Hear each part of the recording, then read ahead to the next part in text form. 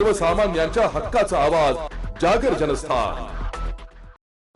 धुळे शहरात सुरू असलेल्या मुसळधार पावसामुळे जनजीवन विस्कळीत झाले असून शहरातील मध्यवर्ती ठिकाणी असलेल्या गरुड कॉम्प्लेक्समध्ये पावसाचे पाणी शिरल्याने व्यापाऱ्यांचे लाखो रुपयांचे अतोनात नुकसान झालंय।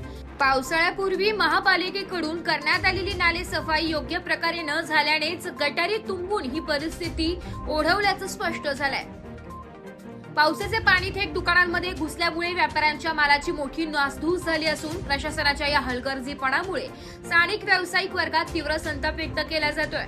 या गंभीर परिस्थितीची दखल घेत शहराच्या महापौर मायादेवी परदेशी आणि मनपा उपायुक्त सोनाली देवरे यांनी तात्काळ घटनास्थळाची पाहणी केली आहे। या पाहणी दरम्यान प्रशासनाकडून गरुड कॉम्प्लेक्समध्ये साचलेल्या पाण्याचा जलद गतीने निचरा करण्यासाठी तातडीने आवश्यक उपाययोजना राबवण्यात आल्या, ज्यामुळे व्यापाऱ्यांना काहीसा दिलासा मिळाला। यावेळी बोलताना उपायुक्त सोनाली देवरे यांनी प्रशासनाची भूमिका स्पष्ट करत आश्वासन दिले की लवकरच शहरातील इतर भागांमध्ये साचलेल्या पाण्याचा प्रश्न देखील मार्गी लावला जाईल आणि नागरिकांची पुढील गैरसोय टाळण्यासाठी योग्य ती कार्यवाही युद्धपातळीवर केली जाईल।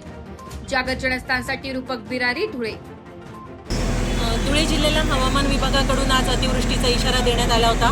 त्या दृष्टीने खबरदारीचे उपाय म्हणून माननीय महापौर मॅडमच्या मार्गदर्शनानुसार आणि मॅडमच्या देखरेखीखाली धुळे महानगरपालिका प्रशासनाकडून पाण्याचा निचरा जलद गतीने होण्यासाठी इथे सर्व उपाययोजना केल्या जात आहेत। सकाळपासून मॅडम सोबत आम्ही पण आणि माननीय आयुक्त सर पण इथे फील्डवर हजर आहोत आणि JCB मशीन लावून या संकुलामध्ये शिरणारं पाणी ताबडतोब त्याचा निचरा कसा होईल या दृष्टीने धुळे मनपा युद्ध पातळीवर इथे कार्यरत आहे। धन्यवाद।